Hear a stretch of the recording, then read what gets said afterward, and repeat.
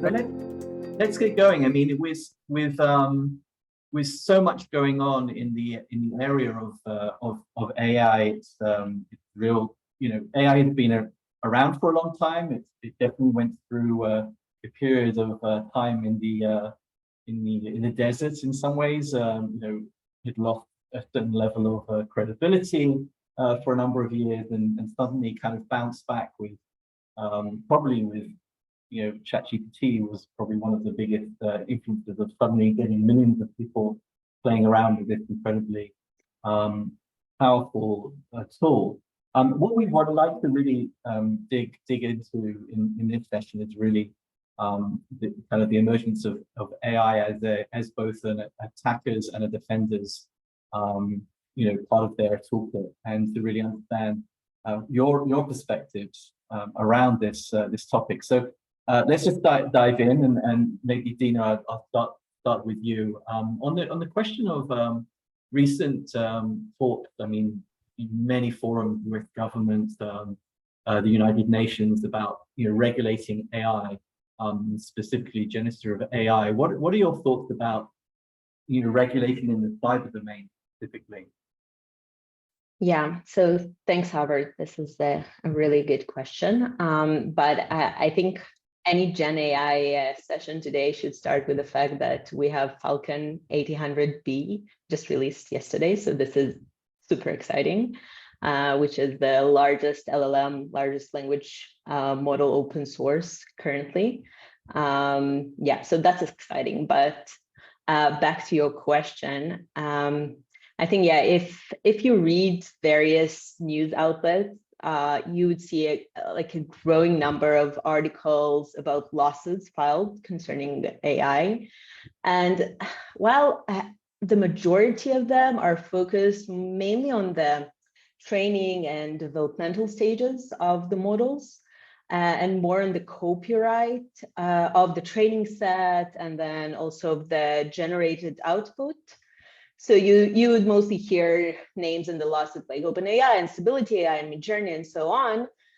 This definitely doesn't end there. And just very recently, I think in the beginning of this month, there's a tutoring company that agreed to pay a settlement of $100,000 or more than $100,000 to resolve charges about its AI-powered hiring system tool. And it was accused of discrimination against gender and race.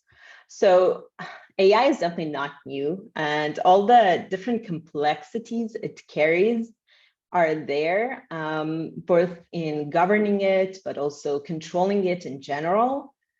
But I think when we have generative AI, now it just jumps a few levels up. You have this new content generated in high throughput, you have the public attention, the hype, of course, is there, but also it also targets the general public as users and not just professionals. So I truly believe it is crucial to have regulations for AI. I think those regulations should address several concerns. We should be talking about the accountability of companies for the AI products, who's accountable for the use, but also for the misuse. We should be talking about data privacy, which is, of course, a very major topic, but we should also be talking about the traceability of AI-generated content, so which is one of the biggest challenges we have right now. And yeah, there is quite a lot of debate going on, and very interesting thoughts coming up. So, for example, there is Jeffrey Hinton's intriguing idea of analog computing, which is definitely out of the box thinking. But if we actually look at the regulations right now, so in the US, we have the AI Bill of Rights, which I think was released in October 2022, sorry. And this is more of a guideline, so it's non-binding, and it also aims more the government rather than the private sector. We do have an update of the national AI strategy that is expected this year from the Biden administration. And we have some states, like, so of course, California leading the way with the CCPA, but not only, there are other states in the US with their own acts. And also looking around the world, you see like there is the GDPR, but this is nothing new. It was passed in 2016, but then it does concentrate mainly in data privacy. But then looking at 2022, it was like 30, 40 laws from around the world just having, you know, AI in the title as the topic. So that there is talking about it. And I think it is happening. We have movement in the right direction for sure.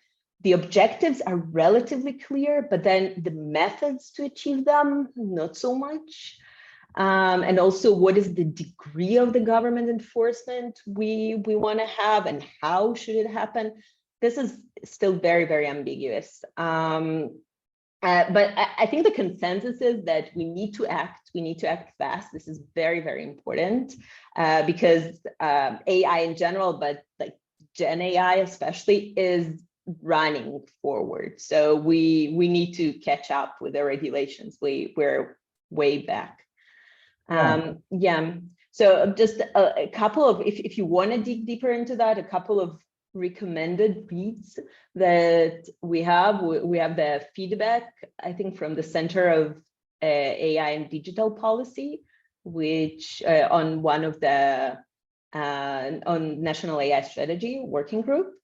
And we also have actually Adnan, so Adnan, who is right here, and Heather's book on responsible AI in the enterprise, which is also highly recommended. So it's a bit blurred, Adnan, but for sure you should check it out. I think we'll share a link. Perfect. Yeah, so you know, let's bring in Adnan into this as well. I mean, you know, it really is you know, private industry running forward because there's enormous interest in obviously, you know, for profit. What do you think is the possibility in the cyber domain in terms of regulation? What's your take on this?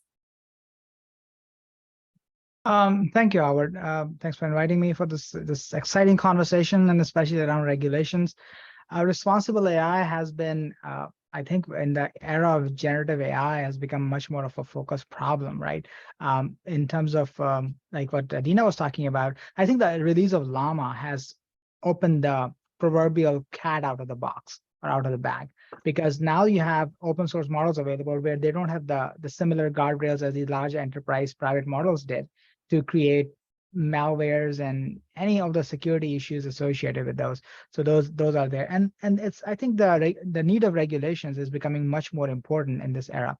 And to Dina's point about the California, actually just yesterday, Governor Newsom issued the executive order where it says that California's measured approach will focus on shaping this future of ethical, transparent, and trustworthy AI, and will remain the AI world leader because they were touting the Silicon Valley being the leader in that space, and they want to make sure that the regulations are, they're also a leader in regulation. So there are regulations out there which ensures that if you're talking to a bot identifies itself as a bot.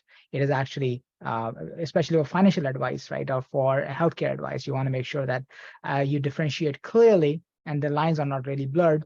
But in that perspective of having the corresponding risk analysis report, procurement blueprint, what are the beneficial uses of GenAI, what are the deployment analysis framework look like, training of the people, legislative engagement, all of that is a part of what he signed off. So this is a very evolving area, like Dina says, and that's something which we are seeing constantly happening. But by the way, I mean, Falcon ADB is huge, but it is just able to eke out like 1% of improvement on Hugging Face. I think they just did it to get on the leaderboard, but it doesn't really diminish the need of regulations around these open models, because it undeniably magnifies that asymmetry constantly happening. And I'm sorry, I was just getting some echo.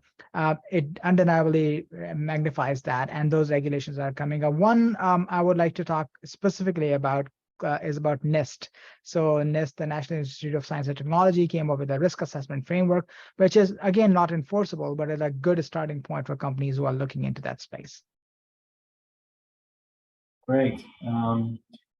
So okay, so let's move on to a kind of obviously kind of a core question about cyber defense and also cyber attack.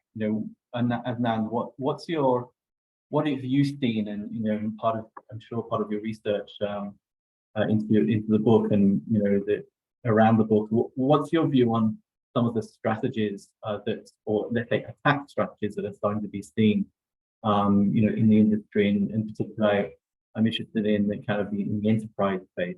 And what are the main things that are being seen, and what should we do about it? So I think the biggest red flag or elephant in the room is the asymmetry between attackers and defenders. That I think is one of the major things I'm seeing. I'll get into the details of what specific attacks I'm seeing, but it all stems from the idea of there's an asymmetry between attackers and defenders. So in the world of the digital battlefield, proverbial, we can say that attackers are enjoying the first mover advantage, right? They can deploy novel AI-enhanced strategies. They can circumvent traditional AI security tools. The Black Mamba incident, right? So it highlights really the challenge of detecting the polymorphic code in there.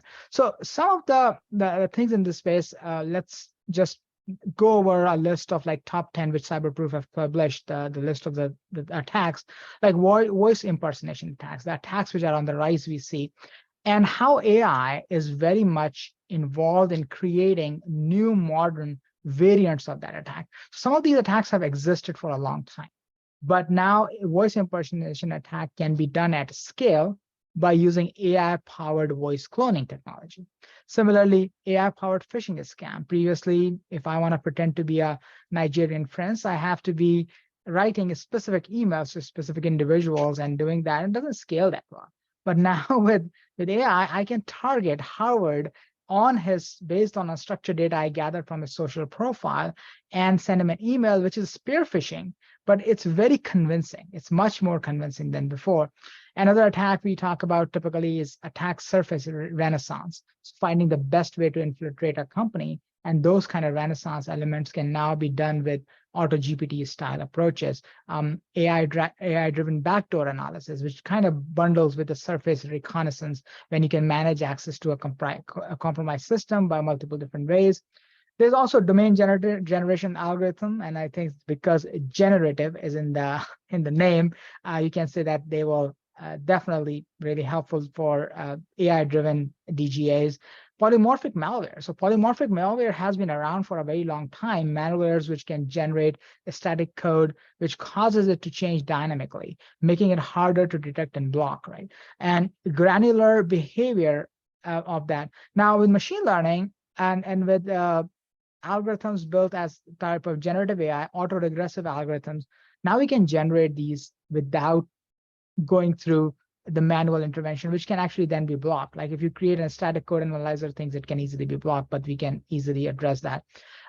Customized brute force, decision making. I mean, there's a list of things, and I'm sure a team will share it with the audience. But AI is just essentially acting as a steroids on top of making these harder for defenders to defend against. So yeah, I wanted to talk about this, and maybe Dina can tell us more about from a defense perspective and what we are doing in AI area. But it's really interesting, and I'll more. But I don't want it to become a monologue. So yeah, sure. Dina, you've been working with the development team in CyberProof. What are some of the recommended processes that security teams take to prepare for these type of new AI cloaked attacks, let's say?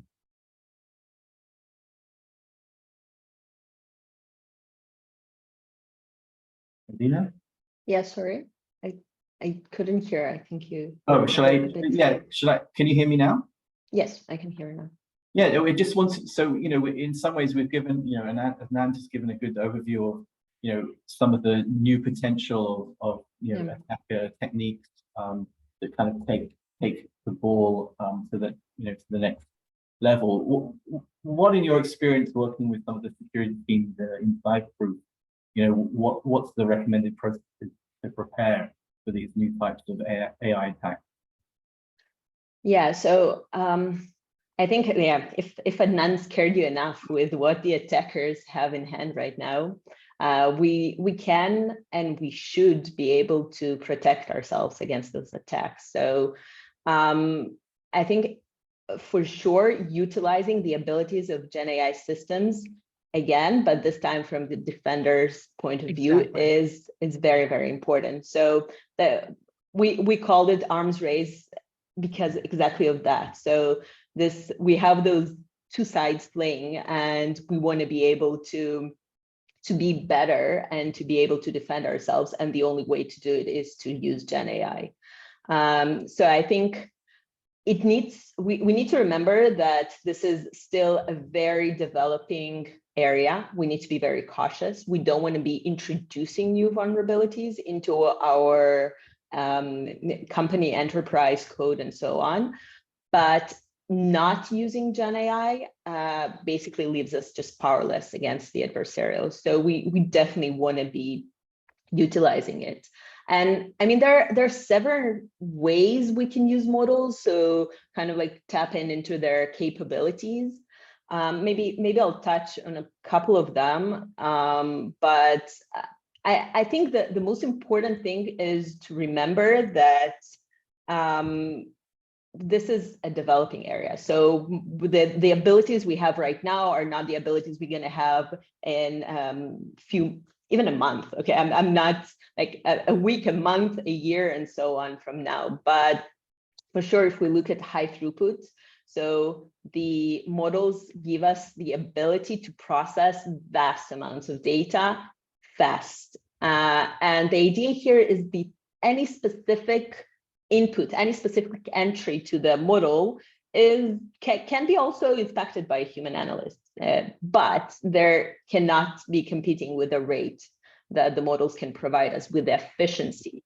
So they can look at malicious activities, they can look at anomalies, but they can do it fast, really fast. So this is definitely a capability we want to be taking. Adnan, I think you want to add maybe something to that. Sure, yeah, absolutely. So this asymmetry exists because of them as attackers being able to use that, and LLMs are equally powerful in the hands of defenders, right? So we can build preventative defense mechanisms in place where security operations leverage AI predictive capabilities and generative AI. So it's merely reacting to the threats. You can actually now look at the enterprise landscape, CVEs, scan that, and then preemptively strengthen your defensive mechanism. We can implement adaptive learning, which was not really possible before the advent of AI, but now we can feed security systems with the latest attack vectors and the patterns which we see in the wild, and the systems can adapt and ensure that they are not only dependent on things which have hard-coded signatures in our system, but they can recognize and respond to these novel, sophisticated threats which are coming in the place. So what we essentially, I think from an areas perspective, that is a holistic threat intelligence framework where we can pool the threat intelligence from various sources and integrate insights. And that's where AI can help you build that broader security community where you get a panoramic view for evolving threat landscape by using unstructured data analysis. So some of that attacks I was talking about earlier, like voice impersonation, AI-powered phishing, all of those, think from an AI, generative AI perspective, what generative AI or artificial intelligence in general can do to help prevention from a defender's perspective. It can help you do behavioral analytics. So from a voice to thwart any kind of those biometric attacks, we can understand the normal behavior where we can use it to flag anomalies, voice impersonations, and things like that. So it's actually really, really good at understanding the features which we take for granted. Like we sometimes think that it's not really, it's hard to mimic or it's easy to impersonate, but it's not really easy to fool AI for a lot of reasons. And one of them, I'll tell you that I was working with a bias, which is actually, I guess, a topic near and dear to Dina because we work on this explainability platform a while ago. And a bias with an MIT researcher, and it turns out that if you look at X-rays, it can tell a person's race by looking at an X-ray without giving any other information, which is like, wow. It's a paper by Dr. That's Ghassemi. crazy. Yeah. I know Dr. Ghassemi published that, and because that's how the feature engineering and the automated machine learning and the feature analysis in there. So that's why AI can understand that anomalies by flagging it like voice impersonation. If I do voice impersonation, I try to make it as similar as possible. There are features which can get easily picked up by AI. Contextual understanding, phishing attempts, trading systems where user can detect and resist these sophisticated attacks, right? So these features can be used for doing contextual understanding. These AI can be used to do proactive threat hunting. I spoke about it. Adaptive security posture, building that posture to where you are, a system is trying to alter the system environment based on the known threats and the threats which are about to come. Because when you change that, you can deem a lot of attacks important. They won't be able to do anything. They're ineffective at that point. Domain analysis, dynamic defense mechanisms, simulation of environments is another one of the use cases where you can use artificial intelligence to do enforcement, and especially like a real-time data flow intake. We used to be able to like have to see what's happening before we can make that a part of our security posture and policy. But now the operational pattern alteration can be easily detected and across various operational patterns, and use demographic targeting to build things like time ransom strategies. Those are coming in play. Then you can actually stop them by using these kind of adversarial techniques for both manifestation and also for prevention. I hope that answers your question, Howard. Howard, you're in mute. Yeah. No, I was just, for some reason I was getting some background noise, so I went on mute. Yeah, thank you. Let's maybe let's just do a quick poll. I'm hoping that I'll be able to run it here. Let me let's have a look. So we would like to get some feedback from the audience, and yeah, we've got a couple of polls here, so I'll read them out, and then let's see how people are reacting to what Adnan, you and Dina think. So how is your organization currently leveraging AI in its cybersecurity operations? So here you can write more than one answer. So threat detection and response, predictive threat analysis, automating routine tasks, not using AI or unsure. And the second question, which aspects of GenAI Arms Race will be most challenging in the next 3 to 5 years? So please take a couple of moments to answer, and it will be interesting to get feedback from our panelists.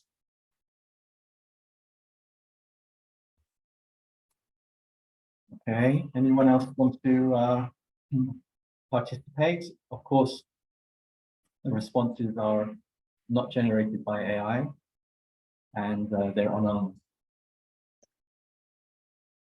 Okay, so I'm gonna end the poll. Let's see the results. So for the first question, percentage-wise, how many people are using AI in their security operations? Interesting that actually quite a high percentage of people are unsure. Time to speak with your development and operations team. Howard, I would say that this is very expected, because the fact that you have the unsure there and so many people voted just taps into the fact of the lack of transparency in the usage of AI. So many tools are using AI, and we just are not really aware of it. So I think the unsure is actually very much connected to the lack of transparency that hopefully regulations would solve. Absolutely. Any thoughts, Adnan, on this first question? Yeah, I think the first point around this unsure definitely is because like GitHub Copilot is there, and then Office Copilot is there, and all these copilots are built into it that it becomes like an integrated part of our security posture. So our regular workflow process that we don't realize that AI is now ubiquitous within the things we are doing. But in terms of like not using AI, 24%, I was actually expecting it to be I guess a little higher.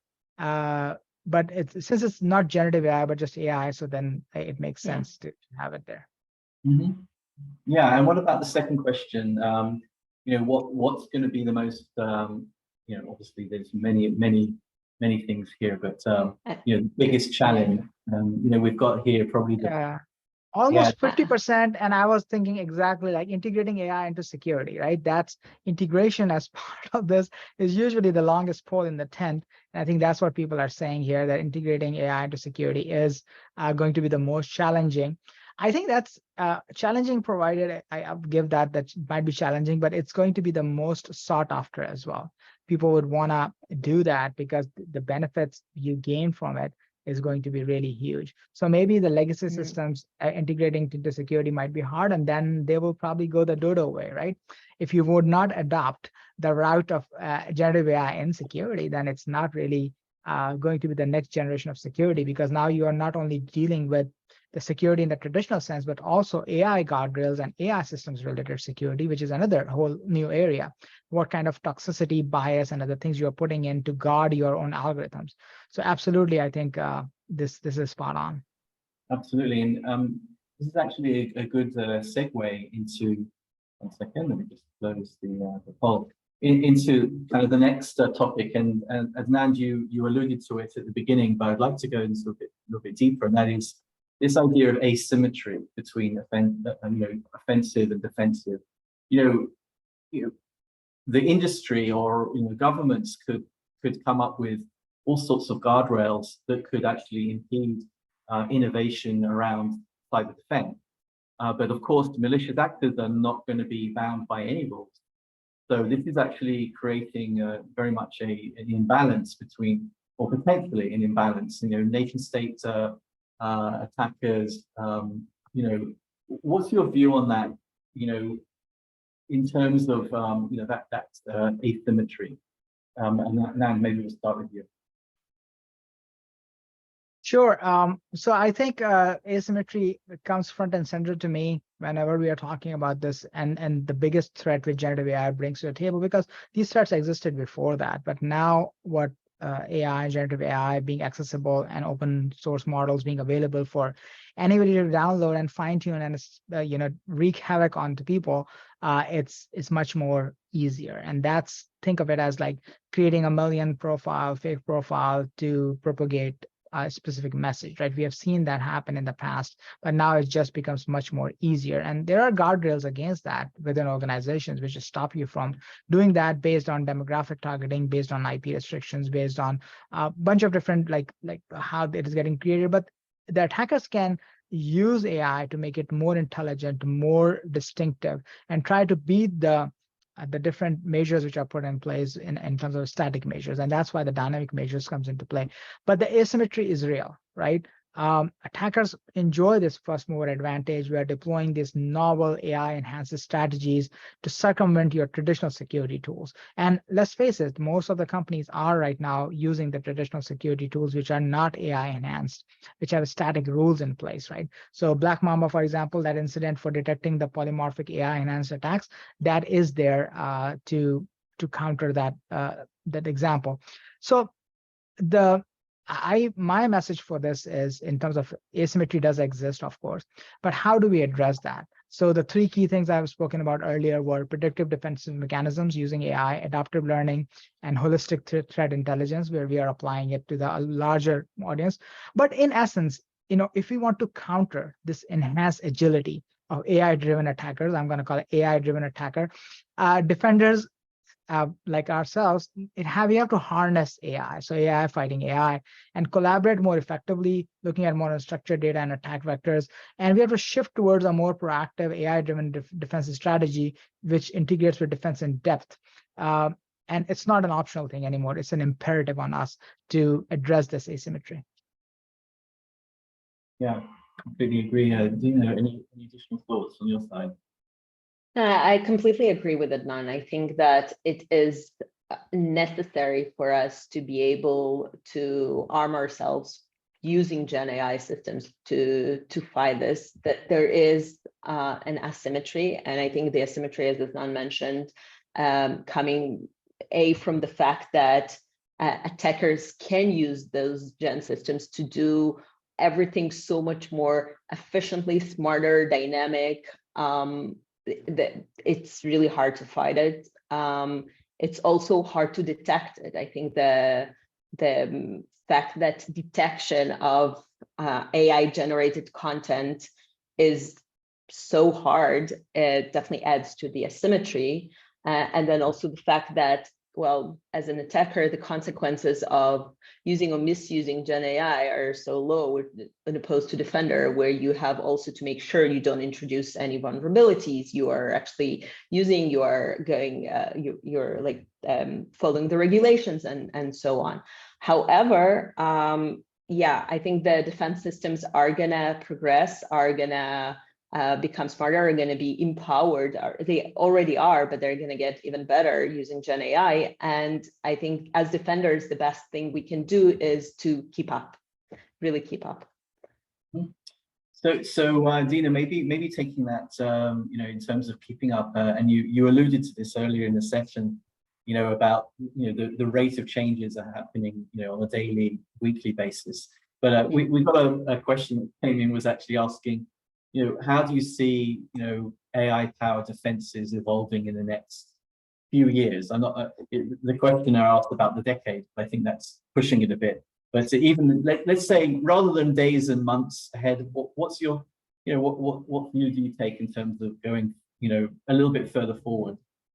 Yeah, that's a good question. So I think, and again, this is something so dynamic that we can try and think of like what we think is going to happen, but then let's see. But we're definitely going to see both the traditional defense systems being empowered by GenAI, but also seeing some new techniques emerging that are mainly there to battle the new challenges that are now introduced by the generative AI.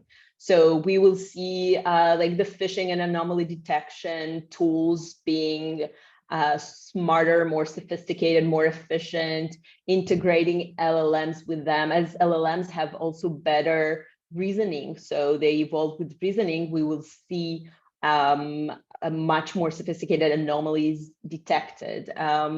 We will probably see a lot of work on identification of AI generated content. So be it like trying to recognize patterns, but also watermarks that might be coming from regulation. So watermarking the output of models. Yeah, we will definitely gonna see more co-pilots. So co-pilots being just, you can look at it as assistant, right? A very smart assistant that can give you both the abilities you have, but better, but also abilities that you don't have. So security co-pilots, they're now emerging, but hopefully after successful beta on some of them, we will see them just boost the capabilities of analysts as they are right now. So I think this will definitely be a move towards much smarter and better defense system. Absolutely, yeah. I just wanted to add to what Dina just mentioned about this, like I think it's going to be multifaceted. If we are looking for what are the key defense mechanisms emerging in the AI era from information security and also from a security of AI, it will be multifaceted, right? So you can leverage adversarial training, where we will make the models not amenable to sophisticated threat, like they are standing robust. We have also the techniques around federated learning. So a lot of infrastructure already exists for these kind of attacks to protect against it. Like federated learning, we can decentralize the data training. So in case of there are issues with training, then we can protect against those models. And when I say models, I'm not just talking about like AI related model safety, right? I'm also talking about the system safety, because most of these modern systems are actually going to be based on the AI models. So in the attack vector actually changes now. So attack vector is not your traditional network attack.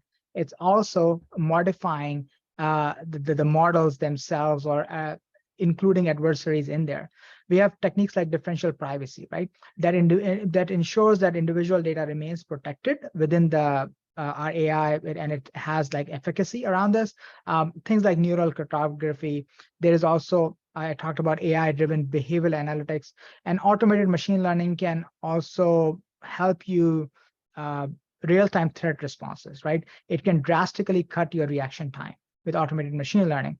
And also, like, you have fully homomorphic encryption. We use it today within our models where you can process without decryption. So your PCI DSS, your HIPAA, your GDPR, your all of the guidelines, when it comes to cloud security, you can use fully homomorphic encryption without using the differential privacy concerns, because differential privacy, usually the biggest concern is epsilon is too big, then you don't really get valuable insights from it. But fully homomorphic encryption helps you without being able to decrypt data, being able to process it, right? So my take of that in the long story, as summarized, that would be that AI is not just going to enhance the security, right? But it reshapes how the security is being seen, because we are now going to an era where English is the new programming language, right? Famously said. So that's where we will have AI-driven tools, innovative defense techniques in the AI era for some of the things I talked about will come into play. So, what another major concern, and particularly when we're talking about CISOs and security leaders, do you think that the AI, this AI security discussion is becoming a board level issue? Would it be something that the C-level or C-suite would be interested in? And if so, why? And what does that? How does that change the dynamic in the boardroom? Adnan, can you take that? Sure. Yeah, I think this definitely is a boardroom issue. It's a C-suite issue. Just like, we have CISOs who talk to board about this, and it is a really important issue for a variety of reasons. One of them is the reputational, so fiduciary responsibility, of course, is a huge issue, which is, of course, a board level issue. You have to be fiduciary responsible. But on top of that, reputational damage, which can happen due to this, is a big issue. Like, so for instance, if your AI chatbot or your AI-driven system or your generative AI-driven system, it starts spewing hate, any kind of hate, racism, homophobia, anti-Semitism, anything, it starts doing that. That's a boardroom issue, right there. Your reputational damage, your fiduciary responsibility, all goes down. So it becomes really, really important that we have those guardrails in place. And more than, I guess, from that perspective, if somebody can poison your data inputs for that, right? So security, ensuring the robust security is paramount to protect these assets, like to maintain customer trust and avoid any regulatory pitfalls. So tomorrow, if the loan system is going to discriminate against people of color, or discriminate based on gender, or discriminate based on any of the protected attributes in the United States, that implications of a security breach in the era of AI would have significant, really significant financial, operational, and reputational repercussions. So financial, operational, reputational repercussions directly means a boardroom issue, right? A C-level issue. That's what you need to understand. And the risk and reward associated with AI, they don't need to understand how to fine-tune a llama model with LoRa 8-bit quantization. Of course not, right? But what they need to understand, what are the practices for aligning these security strategies with business objectives. So your business function might be to maximize profits or maximize the loan outcomes, but you can't do certain things which are in this area. So this is going to become a very important topic for financial, reputational, and operational repercussions perspective. Mm-hmm. So yeah, I think just to add a quote to, like, another famous quote to something, to everything that Adnan just said, but like with Gen AI, if something goes wrong, it can go quite wrong. So yeah. So maybe we're almost out of time. I can't believe that we've been talking for 45 minutes. But so Dina, maybe as a final question. So it feels that certainly in some markets there's an enormous amount of innovation around AI, but at the same time, it's really the big companies that also seem to be dominating. Do you think AI ultimately will be just a game for the biggest players? or do you think the startups will be able to innovate without inhibition? I know I'm asking you kind of like as a data scientist in a technology company. What's your feeling of that? No, so first of all, that's a great question, but there are a few things to say here. So one, we need to look at the open source models. They're definitely here. They're here to stay. We still don't know which cut of the market they're going to take exactly, but they are major competitors, though maybe not still in the topmost, but they are there in the leaderboard. So don't forget them.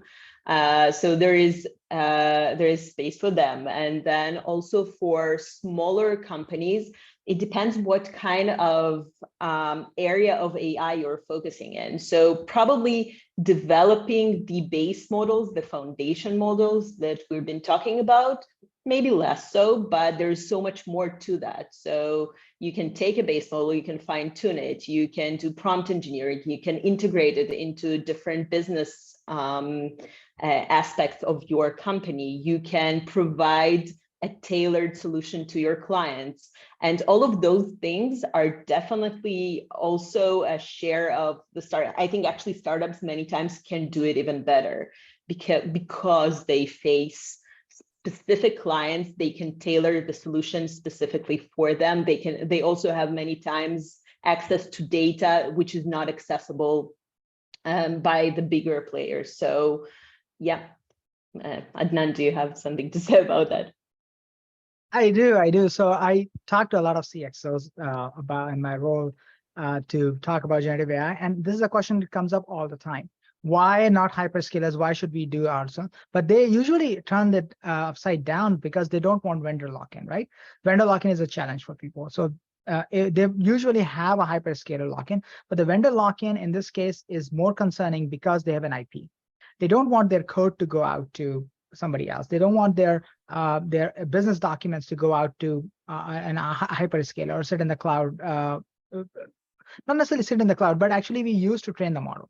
So how long is the retention period? Is my document going to be used to train the cloud, train the model? Those are the kind of questions that I constantly kept asking, right? So data privacy, the sovereignty of the data, and the cost predictability. I think these are the three major vectors, I would say, when people are using to drive whether they want to get a cloud-based approach or they want to do a local approach, right? So they're concerned about vendor lock-in, they're concerned about data privacy and security, and they're also concerned about the cost. So when using ChatGPT, $20 an hour, $20 a day, no, $20 a month. Sorry about that. It doesn't really cost that much, right? But you don't even think about sending the tokens over there. Like, what's going to happen? I can send as many tokens and I can get as much response. But when we're scaling it to 100,000, 200,000, a million users, the cost of this actually really, really rapidly scales up. Creating embeddings for your million documents with 500,000 PDF files, it's not scalable, right? When it comes to doing this. So it's also from a time perspective. So what we have come up with a strategy around with CyberProof and with EST is that to try to how we can implement these solutions in-house on in a cost predictable manner, where there's no unexpected surges. And there are other areas where you can improve like latency part of that things, reliability and uptime, how you can do compliance and regulations as part of this. So in the future, what I see is like a hybrid model coming up where these high cost use cases may actually be hosted on the cloud, but not using the enterprise LLM, but using a smaller, more focused LLMs to do that. But when it comes to scale and demographic targeting and inference being the keyword, we might be able to use these large models at scale. So that's why, I mean, hyperscalers, of course, have a huge market share in this space because they make it available. But at the same time, the companies who are very concerned about their own IP and want to build IP on top of it, like I built a really cutting edge claims processing system on GPT-4. At that point, it becomes just an abstraction layer, which is sitting on top of a really fancy prompt, right? And selling it becomes a much harder proposition because you are heavily dependent on a third-party tool. That's not what companies want. Companies want their own IP. And now we have these open source models, which are very commercially viable to be used. So if you build a very cutting edge solution on Llama V2 or on Falcon or Falcon ATB. I think that's Dina's newest favorite. They can actually package it and sell it in a way that it's commercially viable. So that is possibly the most important and most significant use case for having your own models to work with. Fantastic. I'm glad we had time to ask that question. It was a great answer. That is all we have time for today, unfortunately. Thank you again, Adnan and Dina, for sharing your knowledge, and it was fascinating. I hope we can do this again sometime in the near future. And thank you everyone for joining us. If you want more information, more resources available on the CyberProof website. We will be sharing these sessions on demand once we upload them from Zoom webinar. In the meantime, thank you and have a great day. Bye for now.